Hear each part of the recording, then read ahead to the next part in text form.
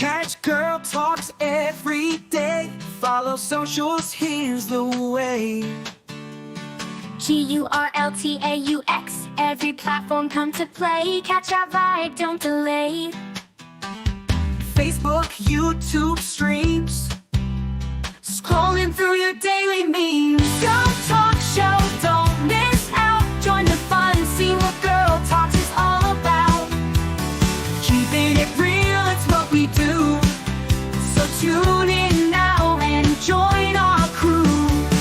Lights moving through the screen, click subscribe, don't be me. Upbeat chatter, it's our routine. GurlTauX show, don't miss out. Join the fun, see what GurlTauX is all about.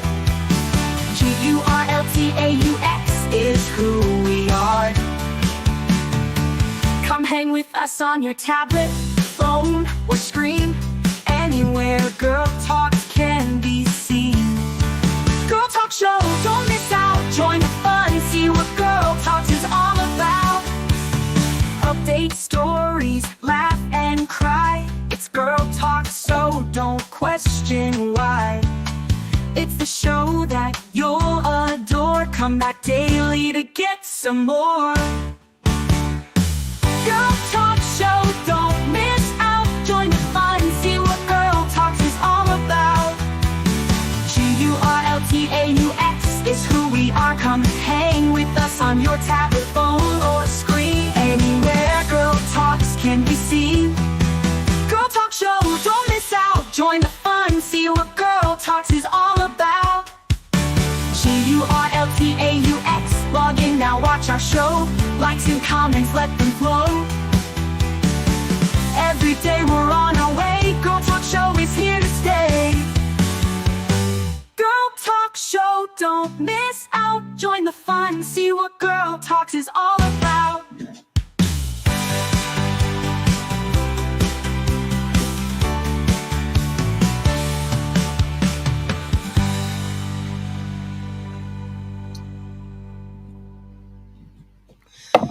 Well, hello. It is a Tuesday, and I'm here, bright-eyed and bushy-tailed, so to speak. Well,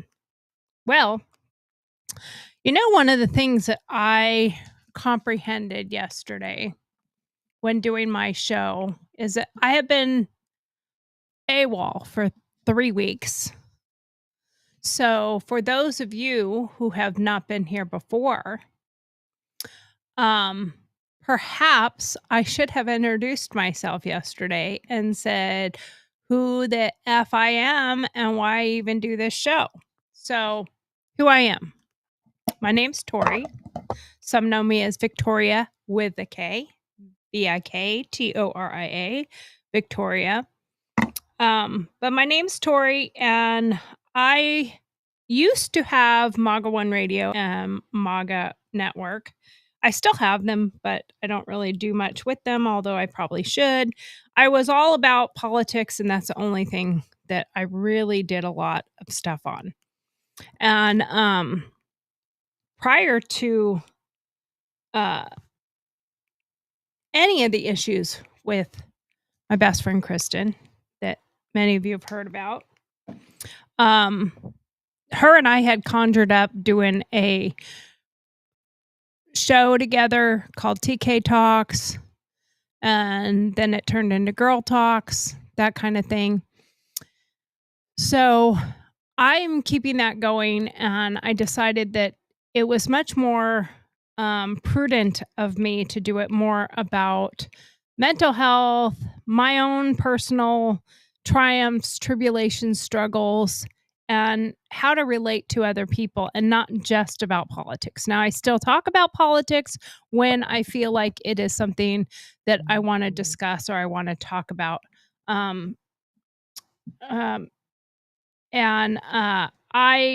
do not want to. I don't want to turn it into a political show, but yes, I still talk about politics when the mood strikes, so to speak, if I'm feeling like it and I want to talk about politics, something that's got under my craw or that is just seems like something we should talk about on a more of a layman's method. Now, I am a former journalist. Uh, um, I got my degree in journalism quite a long time ago. I did work in the field as a reporter, and I stepped away from that because I saw the writing on the wall. It was getting way too liberal at the where I worked, and it was really hard to navigate any of that being a conservative. I am a Trump supporter. Sometimes you'll see me wear my Trump hats. And I'm a mom of 3 boys, and I have 4 bonus kids. Um, and let me turn my ringer off because that is obnoxious when I am trying. Where's they just changed everything on these phones. So it can be quite obnoxious where you can find the volume to mute it, completely mute it. Now it is muted. Okay. So then we won't hear that buzz, buzz, buzz, buzz, buzz, buzz, buzz. So like I said, I'm a mom of 3 boys, and all 3 of them are married and have children, uh, either 1 or 3. And I have 4 bonus children as well, and a couple grandchildren there as well. And 2 of my sons are Marines. I have a Marine mom bracelet on, but I'm very proud of my kids. They've done a great job. Despite my failings, they've done a great job, and I am very proud of them. I'm also a wife of a Marine and a aunt of a Marine, a sister of a Marine. You get it. Like, the Marines have just infiltrated our family, that's for sure. So, and I'm a journalist, like I said, but I was also a paramedic. I was also in law enforcement. And so I really just call myself my own village people because I couldn't figure out what I wanted to do when I grew up. And some days I'm still trying to figure that one out. So I got a glass of wine. It's 5:00 somewhere. So grab yourself a glass of wine if that is your fancy, or a cup of coffee, or a soda, or whatever it is that you'd like to drink. Water's really healthy. um, but it has been a triumph of sorts. That is why I decided to do this as a 3-part series for my trip out west. Whether you like it or you think, why do we care?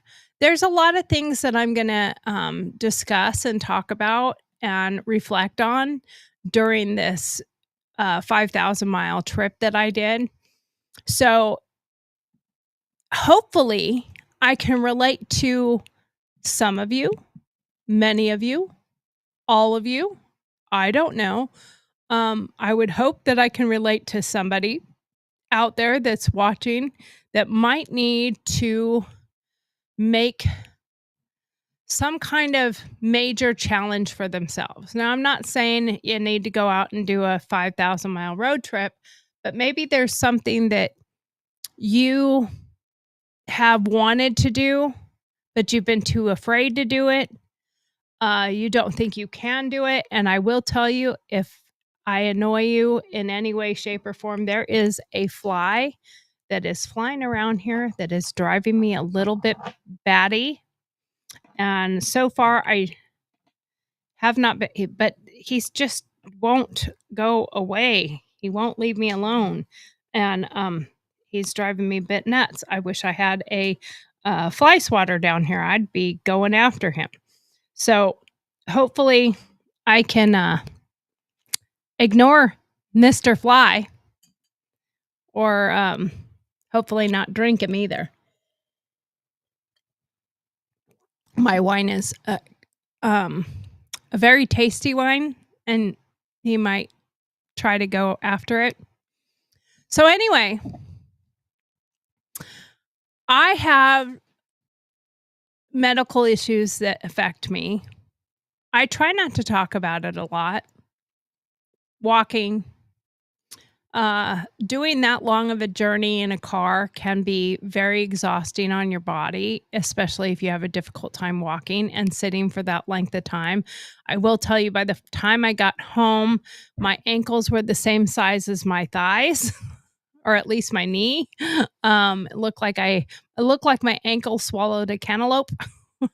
And they were extremely painful. It was very hard to walk at the end there. But the whole point is that I was able to go over and do so many of these things on my own. And I also went and hit a few places that were kind of nostalgic for me. So, what about you? What's good? What's good for you out there, sisters of Girl Talk? I hope you've joined our tribe. If you haven't, please hit that like button and subscribe and the bell for notifications. It's 5 p.m. Central Standard Time. That's what time our show is, Monday through Friday. And like I said, pour yourself some vino or whatever it is you'd like. But we're tearing down the PCH this segment of our trip. It's Highway 1 in California, if you aren't familiar with it. It's the Coastal Highway. Pacific Coastal Highway is what they call it, PCH. And it spans from Washington State all the way down through Oregon, through California. It's a beautiful drive. You can see the coast. I will show some pictures. But it is absolutely gorgeous. It is so breathtaking, and when you're driving that drive, it can be exhilarating, and I made a point to stop at wherever beach that called to me and collect sand. Some of them were specific places that I had been, so I wanted to collect sand from places that I had been, and some were places I'd never been and always maybe wanted to go. So I did collect 19 beaches across and 20 in total. The first one was in Lake Tahoe. So I'm going to backtrack just a little bit to Lake Tahoe. My first part of this journey we talked about yesterday, was to Lake Tahoe. But what I really only talked about was the event itself, but there was some other aspects of it. We had a Airbnb. 5 of us shared it, which turned out to be beautiful. One of the nights we made a homemade spaghetti dinner. I cooked my amazing spaghetti. It's great. It's a lot of work to make, but it is really great. Artichoke hearts, zucchini, squash, hamburger meat, sauce that I make mixing things together, onions and garlic and all that stuff.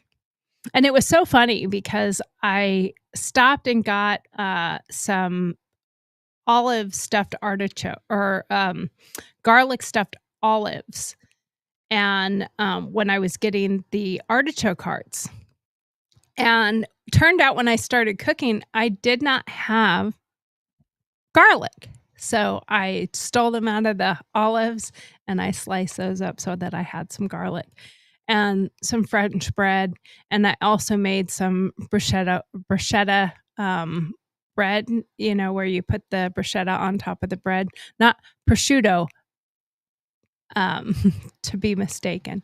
So we had a really good time. We also had one night that we went out to dinner.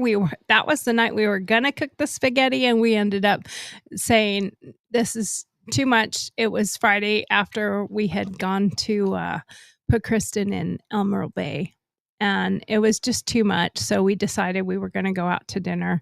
And then, of course, I texted her brother, whom I'm good friends with as well, Jason, and said, do you guys want to meet us? So him and his girlfriend met us, and a couple other of the family met us as well. We had a great dinner. We did choose to go to an Italian restaurant because everybody was kind of craving the spaghetti.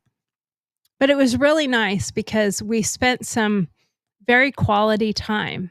And something that really was talked about the entire weekend is connection, having connection, making connections. And one of the things that was also said by one of Kristen's friends, I'm friends with him as well. I've known him for a short time, but I was introduced by Kristen with him. And when we went to leave and we were packing up from the Airbnb, he said, he didn't say it to me. He said it, I think, to our other friend, Eric. He said, I have a feeling this will be the last time I see everybody or the last time I hear from anybody. And it made me really sad, but it also made you think that she was the glue that kept people connected. She planned events, she planned family reunions, she planned things, she got people together, matching shirts, matching hats. She always wanted to have something fun like that. But part of that issue was she didn't like being alone, so she loved planning things and getting people together and connecting people. So I am vowing to make an effort to make sure to stay connected to those people that I met for the first time, others that I only knew mainly through Kristen or because of Kristen, but we weren't real close and we didn't have that major connection. And but I want to continue that connection because it's because of her that we all were connected, and I don't want to lose that because she's gone. So, like I said, I collected 20 jars of sand. Now, when I started, I had a couple water bottles and a paper cup. So I will have to say Half Moon Bay, I got like this much sand because I only had a small paper cup and I didn't realize how small it was. So when I poured it into the jar, the next morning I went out to a dollar store and I bought 20 jars. And when I poured that one into its jar, I was like, whoa, I ended up with like this much. And it's really rocky. So I ended up with not so much sand from Half Moon Bay, but that's okay. That's okay. We'll move on, and that one I would probably use very little in anything anyway because it is very rocky. And as I went to each of these beaches, there was challenges that I had to face, and I had to face some fears. Now I'm gonna backtrack just a little bit back to my past, career-wise. When I was in the military, I loved rappelling. And when I was search and rescue, I was a high-angle rescue. And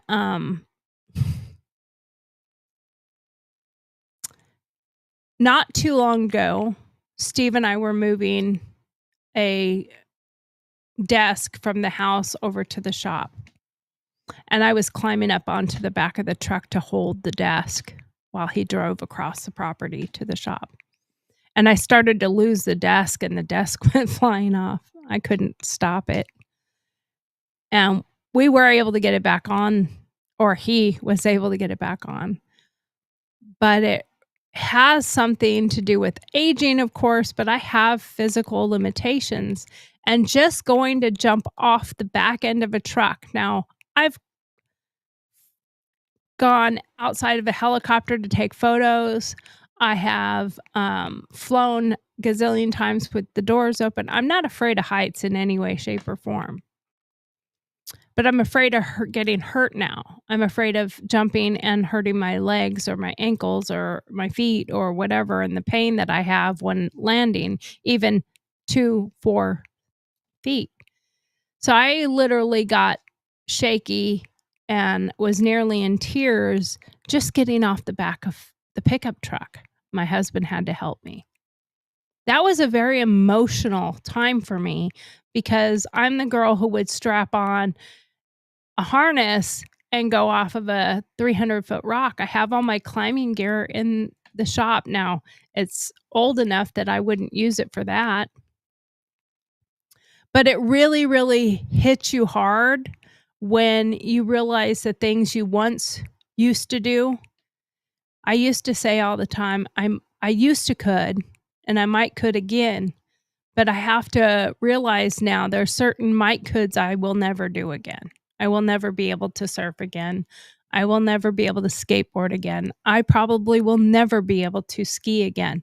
And those are some of the things I did as a young person.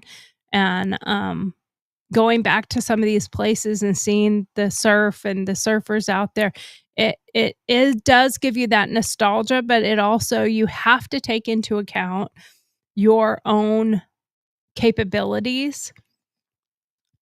And just like I said yesterday, I was slightly jealous when Donna and her Kristen's daughter jumped off the boat into the lake. 35, 40 degrees. It wasn't the cold that was scared me. It was the trying to climb out. I knew that I would have a very difficult time, and the cold can affect your physical abilities. So I didn't do it because I knew that I could then become a possible problem. I could become a what would be a good way to put it? I could become a victim. I could become a hazard. I could become something that ended up needing to be rescued, and I did not want to be something that needed to be rescued. So I didn't do it. And I'm glad I didn't, because I wouldn't want to do that. But then taking on this challenge to do this road trip and saying, I'm going to go to these beaches. Some of them I had to hike down. Some of them, like Half Moon Bay, where I happened to stop, was quite a bit of a hike, and it was a cliff, and it was down. And I did it. Each and every one. Some of them were harder than others. Pismo Beach. Oh my God, I totally forgot Pismo Beach. Like, the whole dang thing is on a cliff. But I climbed those stairs. I mean, a lot of them have stairs. There was only one part where I stopped and I went and looked, and you had to like try to traverse down the cliff, and it has danger signs everywhere. And I'm like, yeah, I'm not doing that one. Of course, I left my dog because I didn't want any issues of her getting hurt at any of these high places.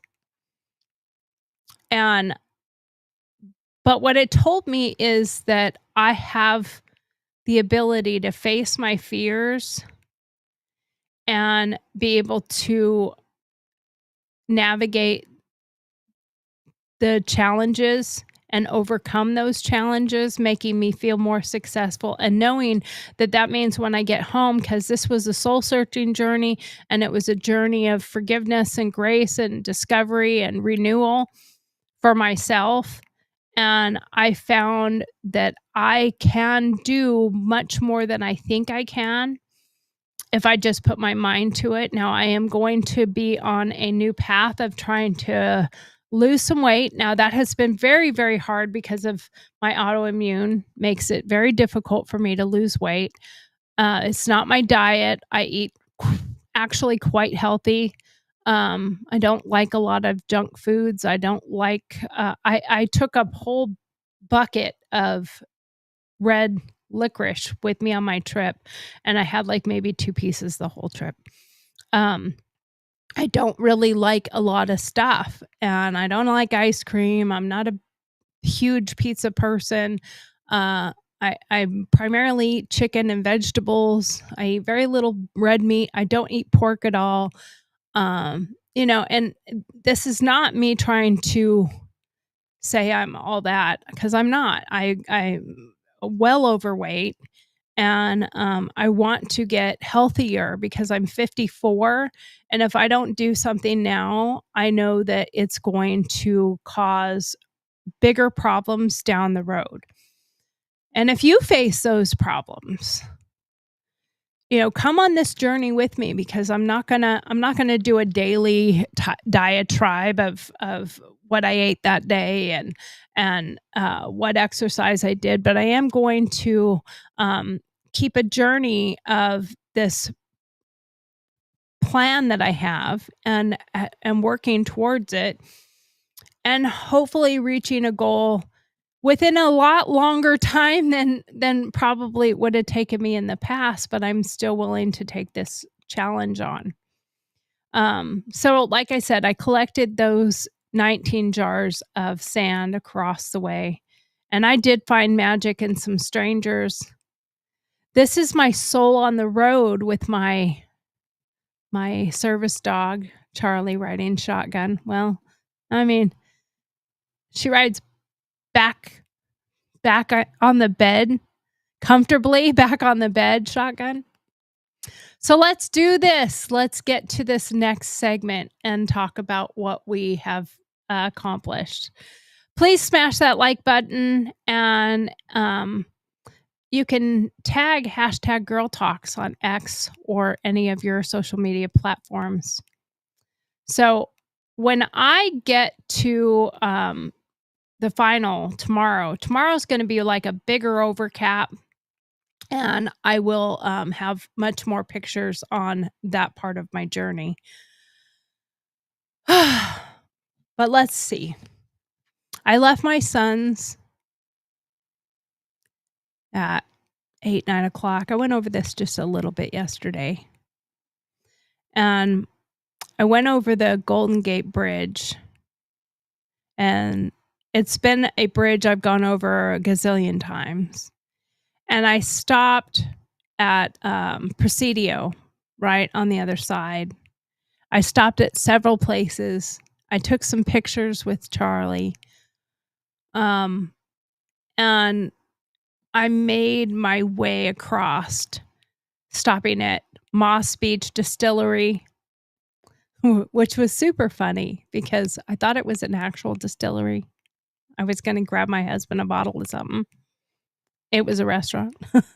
Really good restaurant. I did get some beer battered artichoke hearts. Half Moon Bay, Cliffs, Pompano State Beach, Pigeon Point Lighthouse. I missed the mystery spot. I wish I would have done that one. And there's a ghost town I would have liked to have gone to. But I had a plan. I was wanting to get into Capitola by 4 p.m. because I had reservations at this restaurant called Shadowbrook Diner. It's not a diner. I don't know why I have it listed as a diner, but it's Shadowbrook Restaurant. It's a fine dining restaurant. They have a dress code. In fact, I had to take off. I had this hat, even though it's rhinestones. And this hat, by the way, is a quote from Dolly Parton. It says, "I never let a rhinestone go unturned." Dolly Parton. And I had to go put my hat back in the car. And it was really cute because I love hats. I absolutely love hats. I got several hats when I was at Kristen's visiting her. Every time I visited her, she would give me one or two of her hats. So I've got quite a few of Kristen's hats. And I had to go exchange it for a hat that was not a baseball cap because that was one of their dress code violations, is if you have a baseball cap, they don't let you in. So I had no choice but to make sure not to have those. And I didn't. I was smart enough to not have that hat on. And it is a little restaurant in Capitola. My dad took me there when I was a kid. I've been there with my mom and my dad. And it was a haunt of his because it was built in 1947. My dad was like 12 or 13. He's from Santa Cruz. And back when I was a kid even, there wasn't much around it. It's right on the river. You can sit on the river side. But you ride a little gondola, a little small gondola. I'm looking for the pictures right now as we speak to send them so that I have a few pictures to show of this restaurant because it is really cool. Uh, and it was a nostalgia thing for me going here because I had been here with my dad. My dad's been gone since 2018, and I know that it was something new that I hadn't done in a very long time. I think the last time I probably was there was when my dad was around. And the restaurant has a tree growing through it. It is just the cutest place, and I've never forgotten it. It's always been a memory for me. It's always been a place that reminds me of my parents, reminds me of my dad, especially because my dad is from there. And him having so many places in California because he grew up in California his whole life. And he was my hero. And one of my heroes, I have to say, because my mom is my other hero. And he took me to some of these coolest places. One of the other really cool places I wanted to go, but I did not go, was I wanted to go to this little hole in the wall on the side of the road place that sells hot dogs. There are amazing hot dogs there in Santa Cruz. But by the time I got done getting there, getting that, going back to, I was already full, so there would be no point in doing so because I would have ended up with with food I could not eat in any way, shape, or form. So I certainly did not want to do such a thing. So I was able to make reservations. Now, when I pulled it up, it said the reservations were like 6 weeks out. And I was like, "Oh man, I won't be able to go." Well, I could just go and take pictures. Maybe they would let me ride down and ride back up. So I went on to their website and pulled it up, and I was just a party of one, and I was able to make a reservation. And it was really, really fun to do that when it had been such a long time seeing this place. And let me share some pictures with you so you can see for yourself as well.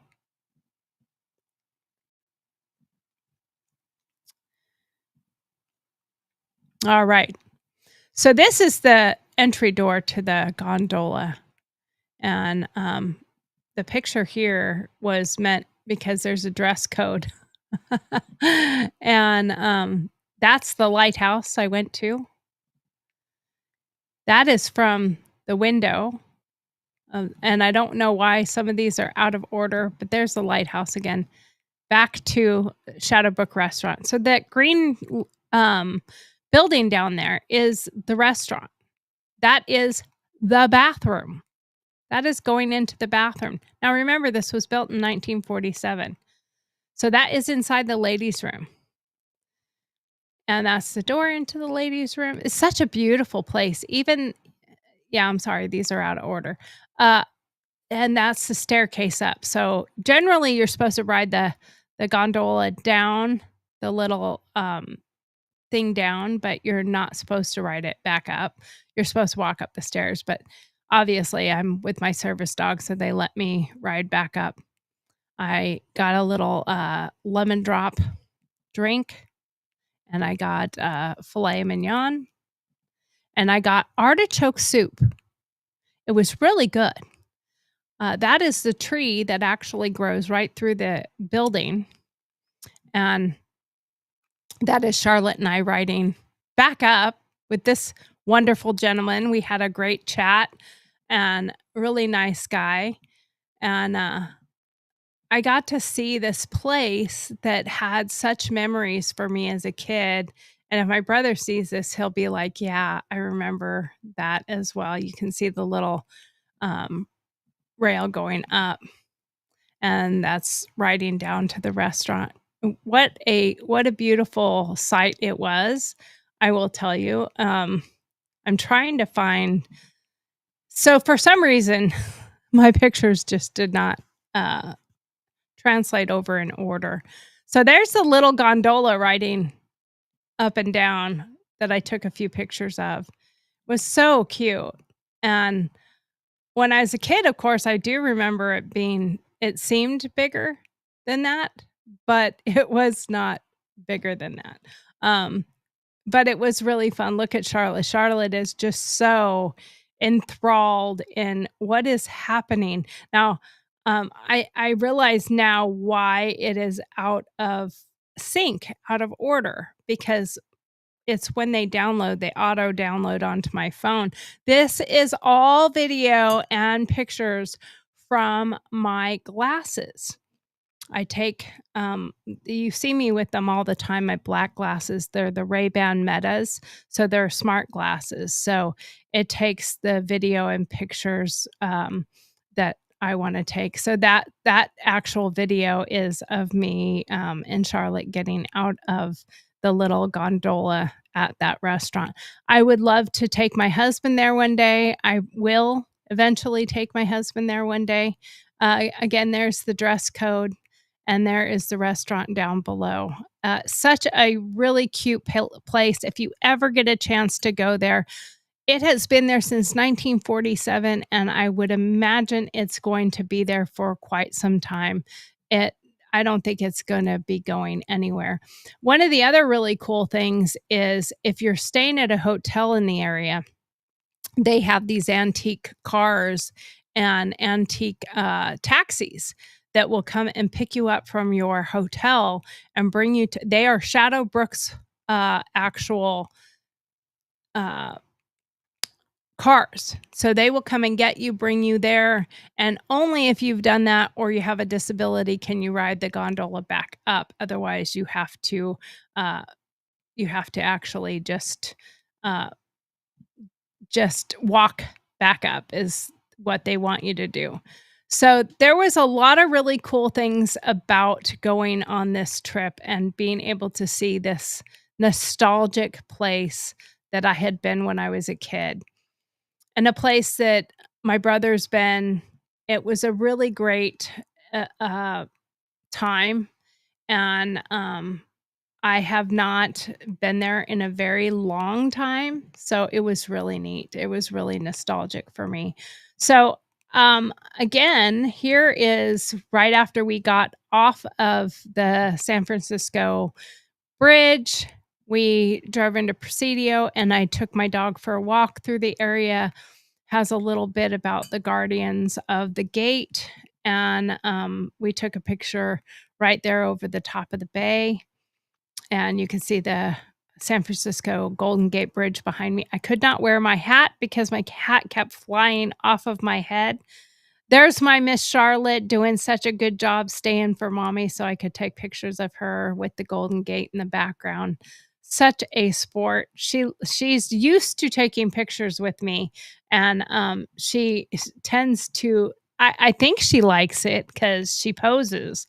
As soon as I say we're taking pictures, she stops and poses. So I would imagine that she must like it, or she would not be taking the pictures for me as well as she does. Now, this picture here is of Pismo Beach. This was the third location that I went trying to get down to Pismo Beach. And those stairs, that is the final part of the stairs. You have to go a whole 2 or 3 more sets of those. Wow, that was a journey. It was really a journey for me to make that trek up those stairs and through the stairs. But I will tell you some of these views that I had on my journey, and it makes you think, it makes you look at yourself. It makes you evaluate things. It really was a journey. It was a soul-searching journey for me. Now I particularly do like artichokes. My husband's not such a fan, but I stopped at one of these little side, uh, little fruit stands, vegetable stands, and these are medallion. They're only, like, maybe 2 inches big. I did not buy them. I bought some bigger ones, and as soon as I got back, I had 9, and I cooked them all and put some in bags for the freezer for my mom and I. So, it was something that I had promised my mom I would do, and, my mom really wanted me to, bring some artichokes back, some fresh artichokes from Castroville. So I did. I brought them back, and as soon as I got back, I had to cook them right up. That is going down you can see the cliffside there that goes down to Pismo Beach. But, I cooked them immediately as soon as I got home, otherwise they would not have survived much longer. I did have some, other, videos and pictures that I took on my journey that, I will go over more tomorrow. I will make sure some of these are in the right order instead of, random pictures like I'm doing right now. But this is what the sand jars look like that I collected. And I will show you at the end here the whole slew of them there.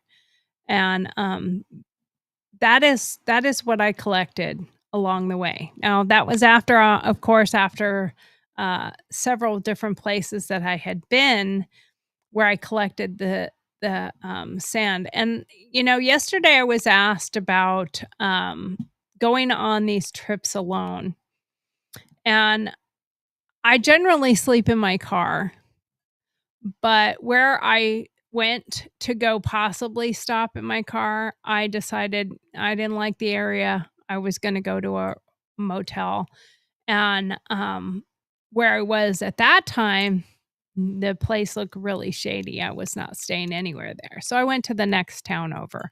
And so Charlotte and I went and stayed at a hotel one night, and she was so happy to get out of the car and have her duck to play with and, play on the bed, and she was super excited about that and getting her vest off. Now, her vest is not on when she's in the back sleeping and resting, but it is on anytime we get in and out of the car. Sometimes we're getting in and out so often that I did leave it on her for some time.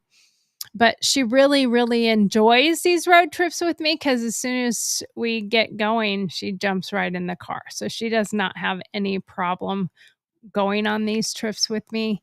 Um, and when I went to Dollar Store and I bought the jars, I also bought, these little white tags and a container of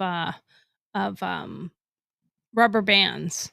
So as I am collecting this sand, I was putting where it was located, what date I did it. I should have put the time because then I would have known the order. I'm pretty sure I have the order right, but I would have known exactly, the order in which I collected the sand. This beach had some of the coolest pebbles on it. So I went way out here to get the pebbles because it was a lot more than just sand. Had some really great pebbles. It's called Moonstone is what was at this beach. Um, but it was such a great journey, and it was so healing for myself, but it was also it was invigorating. It was reflective. It was a time for me to look at myself and looking at the reflection and how the PCH beauty and going across the Bixby Bridge, which is 714 feet span, and it was built in 1930 or 1942, I think. But doing this, did it ease my grief? I'm sure there's a lot of people that would ask that, and yes, it did. It definitely did. It allowed me to let her go in the aspect of not being so sad, and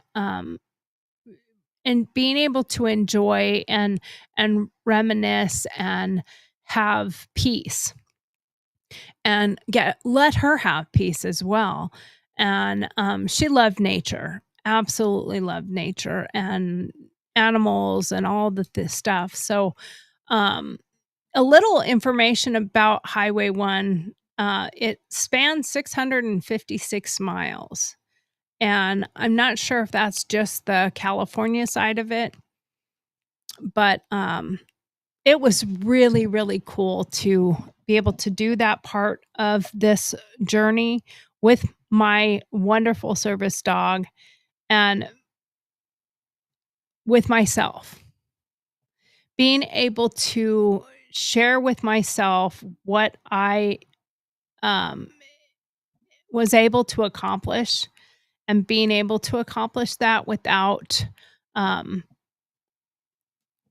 feeling like I couldn't do it, because there was a part of me at the beginning where I did think, I don't know if I can do this.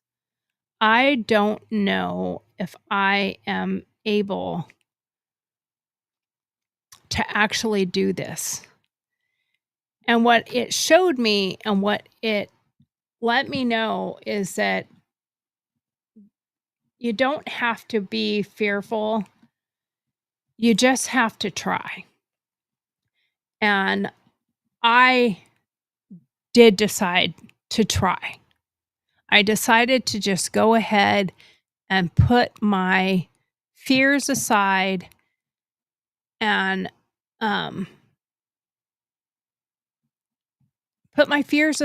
just do something that was outside of myself. Now, the road tripping's not outside of myself, but I haven't been on a lone road trip very far, more than going to Florida, in a very long time because of my physical limitations now. And I had fear that I could no longer do these road trips like I love to do. And this taught me that, yes, I can. I can still do it. So, does anybody know what time it is? Yes. Yes, yes, yes. It is that time. It is that time. And I don't know if this hat's going to work or not, but I did change my hat to see if I could see a little bit better when doing this segment. But it is Dear Margaret time. And if you are not familiar what Dear Margaret is my take on Dear Abby. And what I do is I take your questions, your comments, and I got some comments, thank goodness, yesterday. From these were actual questions. They weren't Dear Margaret questions that I used yesterday. They were questions that other people had just sent me along the road. But if you email Dear Marge, DEARMARG at GurlTauX, GurlTauX, I will put your questions up, and I ask them with an honest, open answer. The reason why it's called Dear Margaret instead of Dear Tori is because I took it from when J.D. Vance was at his interview, and Margaret was telling him, well, there was only a few gang members that were, taking over apartment complexes. And he said, I don't really care, Margaret. And it stuck with me. I really liked it. So I can call this Dear Margaret. So let's get to our segment. And again, if you have questions, email them to us. We will, or put them in your comments. And we will, if you comment during the live show, I will include it.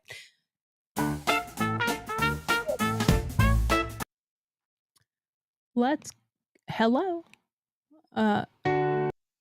Wrong one.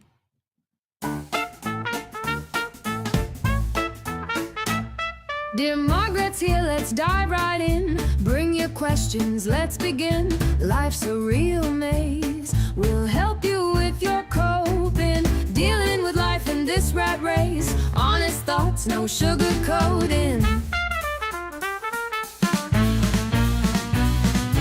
Tell us your tales, your woes, your gripes. No fluff, no bows, just real life types. Sign it clever, let your pen take flight. We'll serve the truth, sharp and bright. Send us a query, take a lead. No hidden rules, no secrets to keep. Anonymous wisdom that cuts so deep. Dear Margaret's advice you'll want to reap. But in the end, let's admit we all really don't care, Margaret.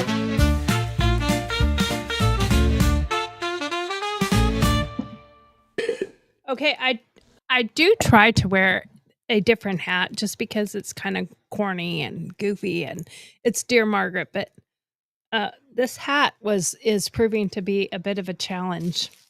That's why it hangs on my wall instead of on my head. Anyway, McHoozle, let's get to it. So, our first one.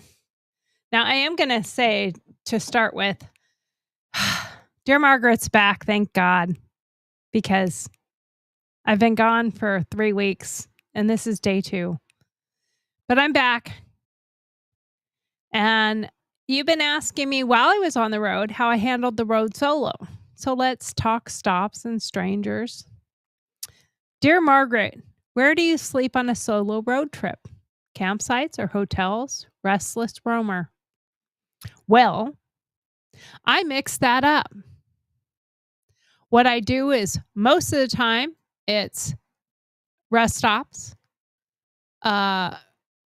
Occasionally, if I have to stay at a gas station, it is a Love gas station because they have a dog run, they have bathrooms, they have showers, and they are really clean and they're really nice, and it's a great place to stop. When I was in going on the PCH, that's Highway 1. There's not really any rest stops along that route. So you have to find what's best. So in situations like that, I do campsites. A lot of these beaches have campgrounds. So I go to a campsite and I pay for a camp spot, and Charlotte and I just go and camp at a campground. And they have showers, stuff like that. And Sunset Beach was one of the places that I stopped. And oh my God, it was such a great place.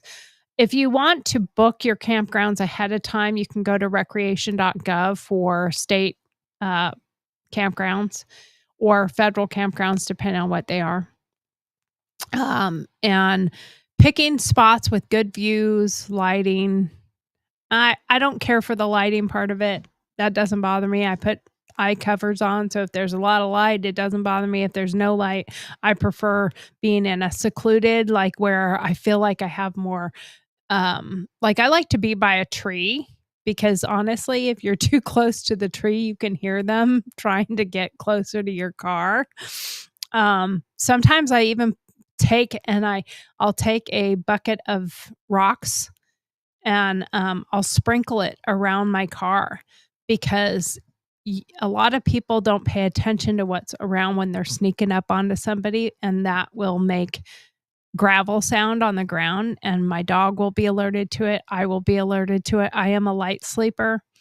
Even with my headphones on with music, I can still hear through them. I don't always use Expedia for deals, but I do try to use either Expedia or one of those, things for a quick. And I like to find ones that are last minute that have a deal, because most of the hotels were about $170 a night where I was at. And I got one for like $74 total with tax and everything. And that's because it was late. So they're probably not going to rent that room out anymore. And you'll find deals on some of those. Charlie, of course, sleeps in the car with me. best security system ever. And as I discussed yesterday, I always have my firearm with me in case I need it. Never had to use it, but in case you need it, you never, never know. So I have to say that it does not feel risky. I guess for some people they might think it's risky. Cautious cruiser is the next one. But I don't feel that it's hard to take these trips, and I like to roam. And I think part of the reason I like doing these road trips too is because I grew up moving around a lot. And I get restless after a couple of years at one place and I'm ready to move. Well, we're in our forever house. I don't ever plan on selling our house. I don't ever plan on leaving our house. And well, I tell you what, I couldn't wear this for a night out. But so I get restless. So this helps with my restlessness where I don't actually have to move. I can just travel and go see some things if I need to. And my husband loves to travel too. So it is something that we will be doing more of when he retires, and some while he's not retired because he does get vacation time. So it will be really nice to be able to do a lot of this with him once he does retire, because most of it I end up doing it by myself. So on to question number 2. Number 2, let's go.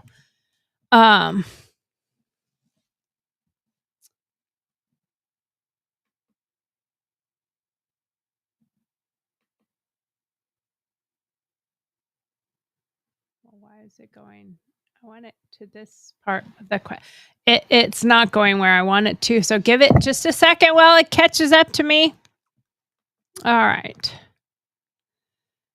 Blah, blah, blah, blah. This takes forever. Let's move on. Let's move on.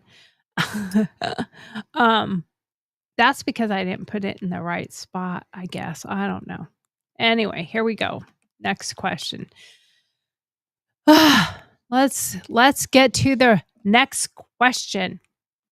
Dear Margaret, do you talk to strangers on trips? Isn't that risky? Cautious cruiser. Well, my mom will tell you. I've never met a stranger. So it's not about just being on a road trip. Sorry, my nose is really itchy. Get a tissue real quick.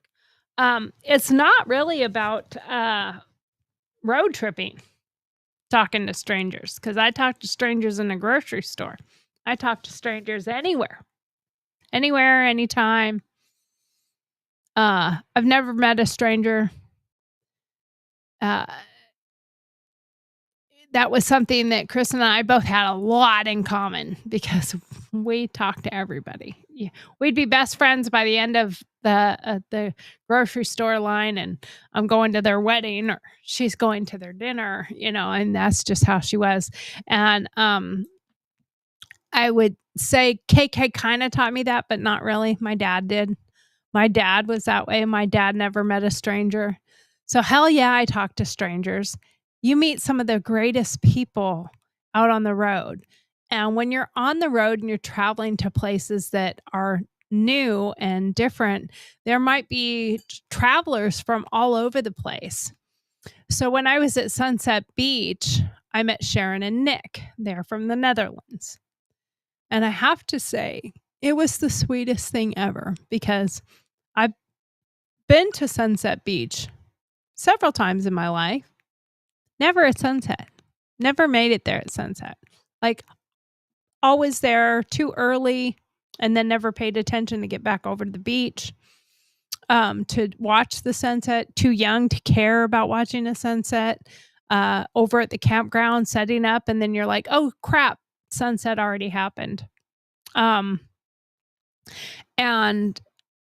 so I'd never been to Sunset Beach at sunset, and I also camped there. So I went over to where it was up high, like you could go down to the beach side, But there was also this other spot that was up high, and you could take pictures from it. In fact, I probably have one here if I could find it. But I was able to take video. I took a time lapse video of the sunset, and it was really, really beautiful, really pretty, and it was so neat because I set my phone up on the edge and I let it just play, and I let it just do its thing and videotape and take and I did it in a hyperlapse so I could just let it record the sunset as it went. And I let that go, and I was sitting there and I fed Charlotte, put food in her bowl, and even Charlotte and I got a little bit taken aback because we didn't know somebody was there. And Charlotte got startled, and they came walking up, and they went and sat on the bench in front of me. And my phone was recording, and they were sitting there and they were watching it. And it was so sweet because I don't know, maybe she could just sense that something was wrong. Maybe she could just sense that something was bothering me. So, um, she said, "Oh, are you videotaping?" I said, "Yeah, I have it on hyper." She said, "Oh, that's what I thought you were doing. That's so cool that that's what you were doing." And I said, "Yeah, it's really neat because I can just set this up here and it will just continue to record the sunset the entire time so that I get the whole time lapse of the sun." And it was really neat because of the fact that they were sitting there and she knew that there was something emotional going on, I guess. And she asked, and she said, "Are you okay?" And I said, "Well, I'm just, it's kind of, this is kind of an emotional moment because, and I told her what had happened. And she was so sweet. She says, "Well, would you like to come and sit with us?" And I said, "Well, yes, thank you, I would." So I went and sat with them. And I'm trying to do this entire 3 series without crying, okay? So I'm gonna pause when I need to pause. But she said to me, "Do you mind if I touch you?" And I said, "Sure." And so she put her arm around me and around my shoulder, and she squeezed, and she gave me a hug, and I put my arm around her and I hugged her back. But she sat there for the longest time, just holding me as if she knew that that's what I needed at that moment. And it was one of the kindest, sweetest things that someone has done that does not know me, does not understand what I'm personally going through. I mean, they could have gone through something like that themselves. I don't know. But what I was going through at that very moment, and, you know, we've all said it, I think, in the past when we've had someone that we've lost. "Oh man, I would love to have called her and shared this with her." Well, that is something I absolutely would have done with her if she were there. I would have called her and I would have said, "Hey, I met these great people. You won't believe what a beautiful day it was. And, she was my 2 a.m. call, my 1 a.m. call, my anytime call. So, yeah, I probably would have called her to share this moment with her. And not having that to do, you end up sometimes feeling like you're so alone in a way that other people can't understand, but yet other people do understand because I am not the only one that's ever gone through this. And I think to myself also the amount of what I've been going through losing this person that was so profound to me. At the same time, you think about it, um, her children lost someone even more so than I did. I mean, I I I can't even explain what that must feel like because I mean, that is something that's got to be so difficult, and here I take it like, "Oh, wow, look what I'm going through." But I try to think about what in the world her kids are going through, her other family members, her sister. It is something that we all go through at some point in our lives. We lose our friends, we lose our family, we lose our parents. Some lose their children, some lose their parents too early. And I'm got the time lapse running as I'm talking, so you can see this sunset. But what we tend to not do is reflect on what our own inner healing needs to be, but that of other people's healing. And sometimes just a friendly person reaching out to you and giving you a warm hug and giving you an embrace. And she somehow innately knew just to continue holding and giving me that embrace that I needed. And we talked after that. We started talking, and they're from the Netherlands, and they came for a friend's wedding, and they rented an RV, and they decided to go travel all over the place. And they heard about coming to Sunset Beach, that it had just some of the most beautiful sunsets. And they were camping there in the campground, and we exchanged information. And look at that sun just disappear. I mean, it's so beautiful watching a sunset just disappear like that. And so being able to meet somebody and being able to sit with them and talk with them and get to know them and hear their story. And so many of us don't even know what someone else might be going through. So we think only of ourselves. And I am guilty of that myself. I think we all are guilty of such things.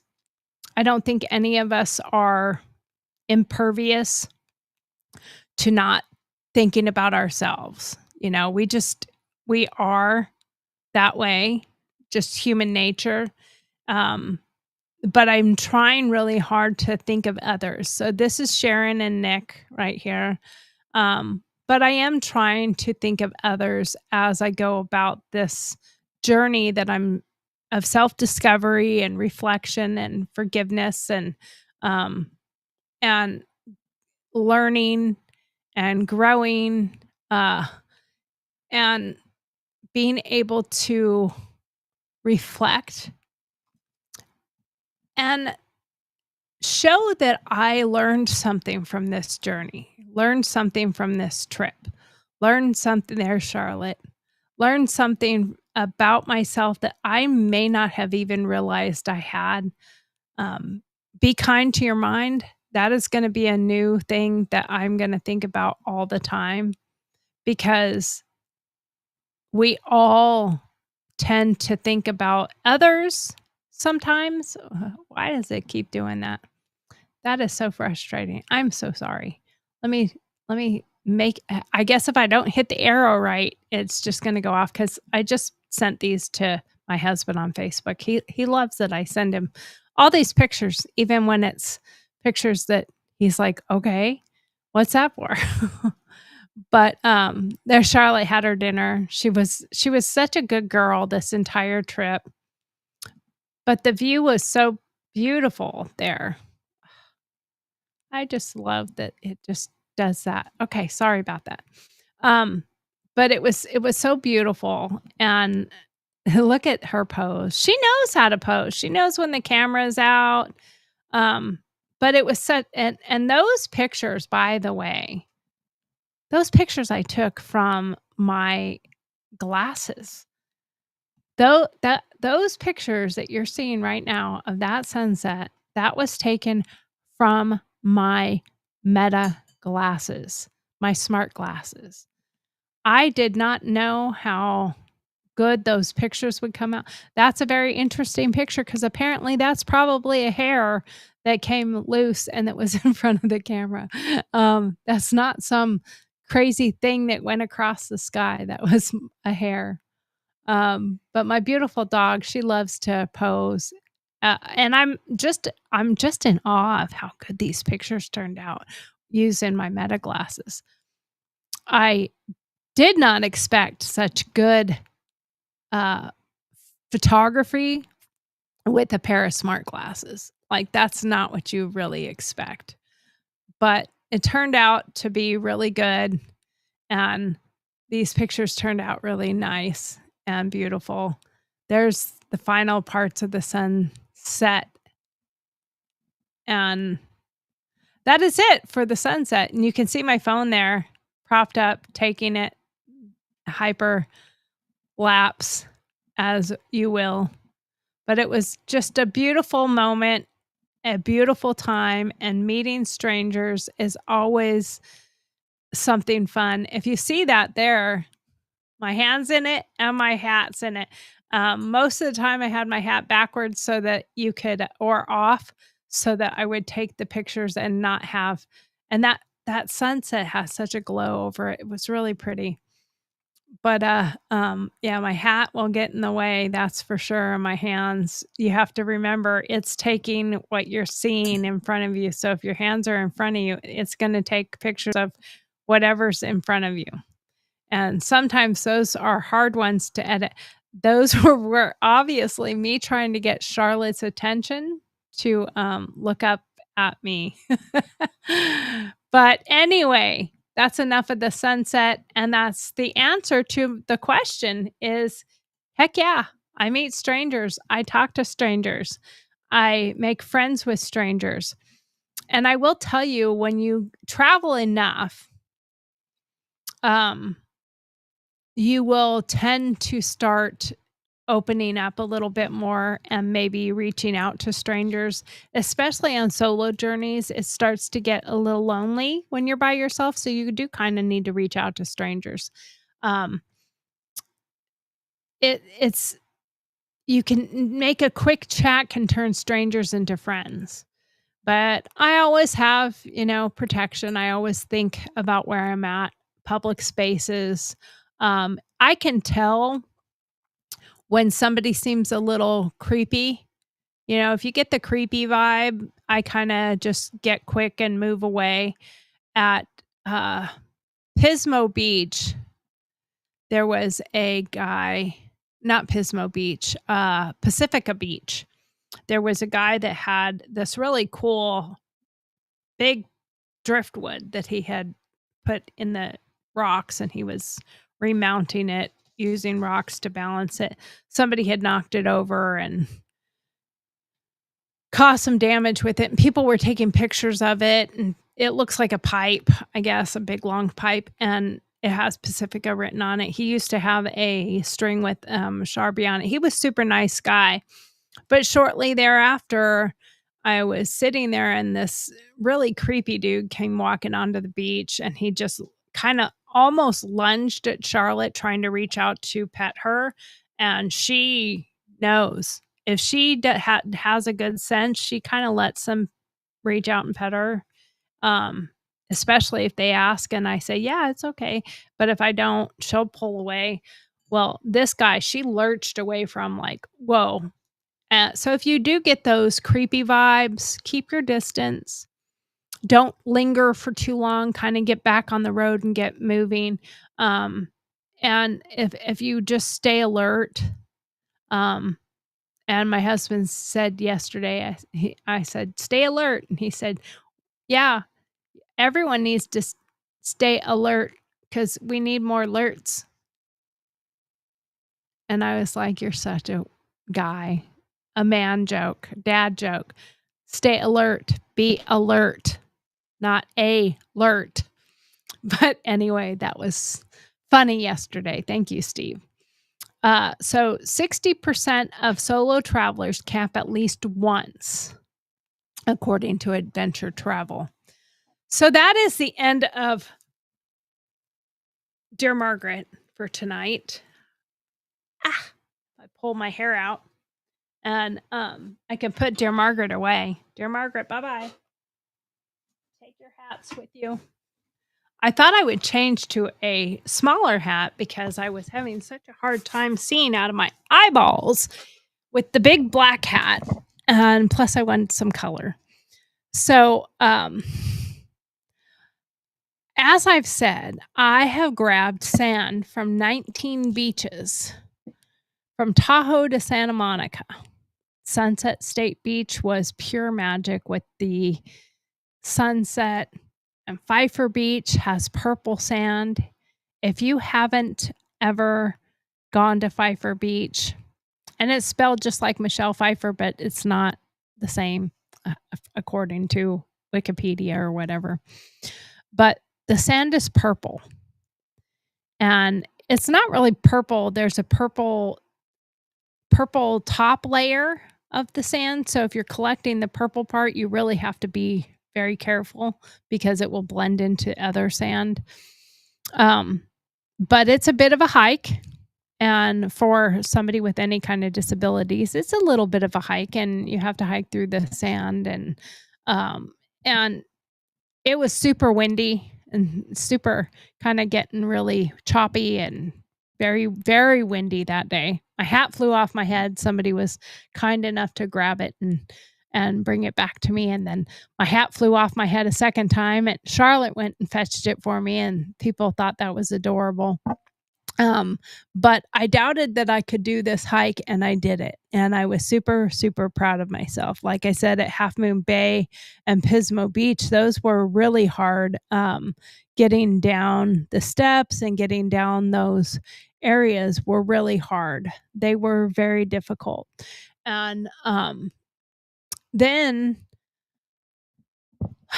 after Pfeiffer Beach, so on Highway 1, Pacific Coast Highway, they had a washout, and it took out the whole section of Highway 1. So that part is closed. So you can only go down to like Pfeiffer, Juliet, Burns Park. I didn't go that far. I just went to Pfeiffer Beach, but I didn't go. It was only a few more miles down the road, and I didn't need to go to 2 Pfeiffer beaches, so I didn't go the rest of the way. I probably could have camped there that night, but it was too early. And so I had to backtrack the mileage on Highway 1 back to Highway 101. So Highway 101 kind of goes parallel, but more inland. So you don't get quite the coastal drive. Tomorrow I will have a video of the coastal drive that I did, because I did that on hyperspeed as well. And I can just have that running while I talk. But it was a difficult hike for me, and Charlotte was with me, but I did it. Like I did the Half Moon Bay and like I did Pismo Beach. I was really proud of myself. Then the next day, after I got up at Sunset Beach, after I got up from there, I was now in Morro Bay. And I decided, oh my God, look how close I am. How far away is it to Monterey Bay Academy, where I went to boarding school 40 years ago? Whoa, what a time warp. So I looked it up and it was 20 minutes away. So I decided I'm backtracking again, and I drove back to, and every time I would talk to my husband on the phone, I'd go, guess where I am? And he's like, back where you started this morning. And I said, pretty much. I said, if I keep this rate up, I'm never leaving California. But it was a time warp, and I went to the front gate and I said, I'm an alumni. I just wanted to drive through the academy and take some pictures and, revisit. And, he takes your information down. What years did you go here? Blah, blah, blah. And I went through Monterey Bay Academy. It's a Seventh-day Adventist boarding school. And I drove through there and I'm like, yep, that was my dorm. They took out the bushes that I used to climb out the window and jump down on. We'd put our comforters over the bush and jump out onto the bushes like a trampoline so that we could get out and sneak out. We did some crazy things at Monterey Bay Academy. You had to have a pass to drive, and you had to have a pass to go in and out. So I can tell you that you can fit at least 4 bodies in a large trunk laying on top of each other to sneak out the gate and go to town. It's 40 years. You can't get after me now. But it was definitely a time warp for me to reminisce. And I took Charlotte and I walked down. It's kind of like our little ravine. And down the cliff, you have to walk because it's on a cliff. Monterey Bay Academy is on the cliff. So you have to walk down to the beach. And Monterey has its own private beach. It's not a very big segment. And of course, all beaches, private or not, run into another beach. But the sand down there is kind of like a smolten gray, blackish sand. So I collected, of course, a thing of sand. I collected up. There was a driftwood that looks like a wand, a Harry Potter wand. And I mean, as soon as my husband saw it when I got back, he goes, "Is that your Harry Potter wand?" So I wasn't wrong when I looked at it and thought that looks like a Harry Potter wand, because that's the first thing he thought of. So it was really neat seeing the grounds. And when I went to school there, we were required to work. There were certain buildings and certain things that had jobs. They built surfboards, skateboards. We had a laundry company. I had to work at the laundry company. I didn't get the job I wanted. There's agriculture, farming. They also had a antique car building company that was they built replicas of roadsters and stuff like that. It's a really cool place, but everyone was required to work, and it helped with your tuition, even if you could afford the tuition. And the whole point was so that all kids were under the same umbrella. We all had to put work in. Well, I asked the gate guy, because everything's not going to always stay the same. I said, well, they probably don't build cars here anymore. I don't know if they build the surfboards anymore. I'm not sure what they do and what are the kids required to do. So I asked him as I was leaving, I said, so what are people required to do now for work? And he said, oh, well, the state got after that quite some time ago, and they can't have any kids working anymore because they were manufacturing and making money from it. And even though that cut off parts of their tuition, child labor laws put an end to that. So they can't have the kids working now like they did back then. Kind of wish that was the case back then, because I didn't want to have to work at a laundry service. Even though we made it kind of fun, we serviced all the hotels, our school, and hospital laundry. But it was definitely a nostalgic drive through there and seeing the different buildings and remembering, oh yeah, and I didn't see the surfboard racks out there like they had when I was a kid, and we could go surfing and hang our surfboards outside the classroom and go into class. We got in trouble a few times for having too much water and too much sand in the classroom, but it happens. So I have to say, somebody asked me the question. A friend of mine sent me, and they asked it, and I know they were asking it to get me to think and to have this as a question for my show. But how did each jar mark growth? And I have to say, what it did is it marked time passing, my growth as overcoming challenges, the things that I have done, where I've been from where I started as a kid all the way till now, and all the way through some of the journeys and triumphs and tribulations that I've gone through. And it really is helping me, because I have really been trying to overcome severe depression. And I think was such a good thing for me to fight my depression, because I was able to overcome challenges that I think that's a big part of my depression, is losing the me I used to be. And I don't want to completely lose the me I used to be. So Pfeiffer Beach purple sand, by the way, is manganese garnet. That is what makes it. I have to say, it was an absolutely beautiful moment going to these reflective places.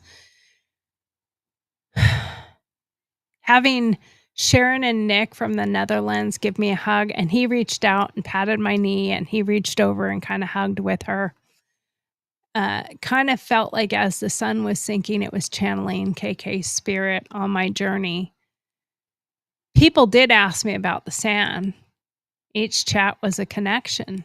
When they would see me going out onto the beach and putting sand into a jar, they would be like, "What are you doing?" I'm like, "I'm collecting sand at 20 beaches across." Well, at the time I didn't know, but I said, "I have 20 jars to fill." I don't know which beaches exactly I'm going to collect from, but it was really neat. And people would ask, and then they're like, "Well, what are you going to do with it?" And I said, "I don't know yet. Some art." And I use sand sometimes when I do 3-dimensional art and on glasses or on a painting. So I kind of already have a collection of different locations of sand. So this is going to add to that. I mark them. I know exactly where. So if I'm making something for someone that's in Florida, like I did, the sand that went on their painting was from Florida. And worrying about my husband and my family with the tornado back home, it still weighed on me. But these moments helped lift it, because they helped remind me that there's nothing I could do. And I have to say that Sharon's hug was an echo of KK's legacy, because she is the type of person that would have absolutely reached out to a stranger standing there looking the way I was looking. The sweatshirt I was wearing had her "Be kind to your mind" on the front, but on the back it has KK, "Rest in love," and her dates and wings. And I'm sure they saw that and they reached out. And that's something definitely KK would have done. By the way, Pismo Beach hosts 25,000 monarchs yearly. Did you know that? I have a monarch tree at my house that they tend to I didn't know they were there, but we determined it last year because we had a whole bunch of monarchs, and then we looked and boom, they were coming out of our tree. The tree that Steve wants to knock down, but now he can't, because I'm like, "It's monarchs. You can't take my monarchs away." Anyway, we're going to continue the rest of this trip tomorrow. We will continue the rest of this trip. I hope you enjoyed this traveling adventure that I did. I hope you don't mind coming along this ride with me and me sharing this with you.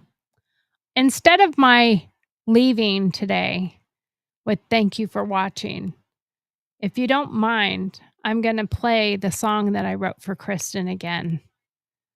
I just want to play it one more time today. And then tomorrow I'm going to try to play a different version of it. It's the same song lyrics wise, but I have a different sound. I would love to have somebody write in and give their opinion of the song. But as we leave, we're going to listen to this song one more time. Thank you. And don't forget, I will be here again tomorrow, Monday through Friday, 5 p.m. Central Standard Time.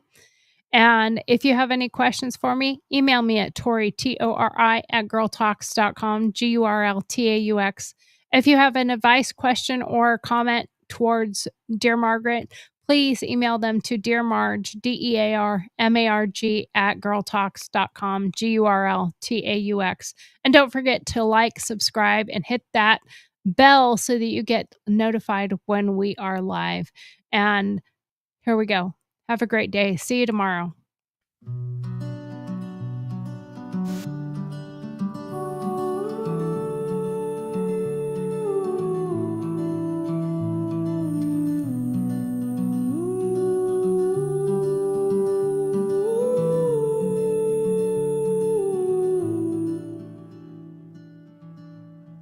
We put you to rest today.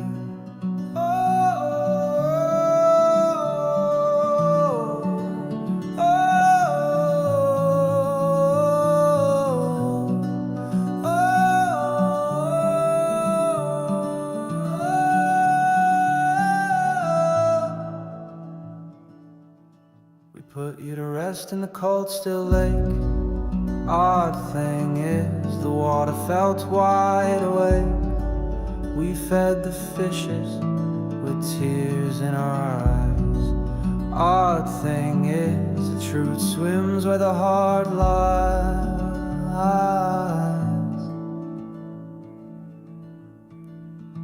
This was our home, but now we've all gone away.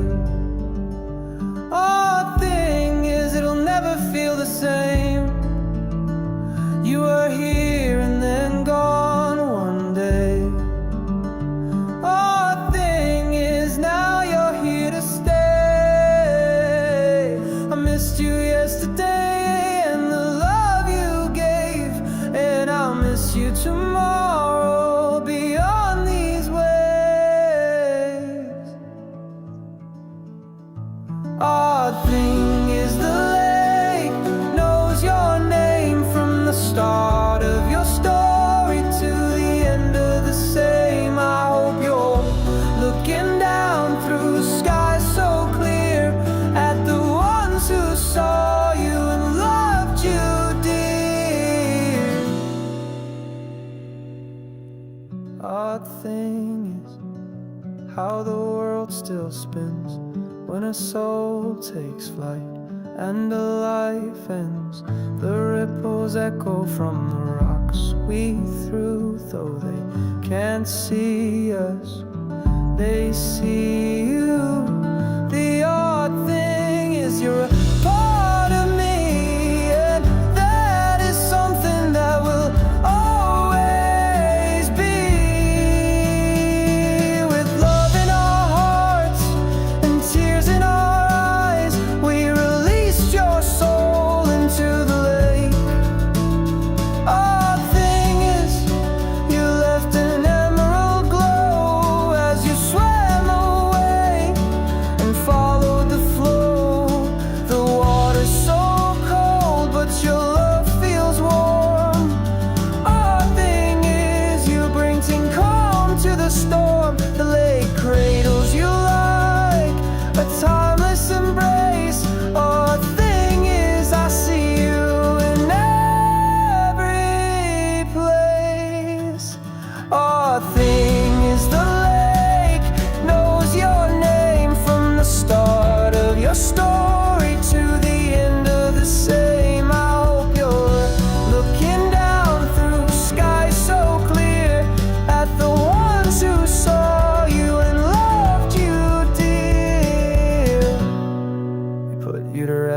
say. Odd thing is, this doesn't feel real. I look back one last time, hoping this was just a dream. Oh,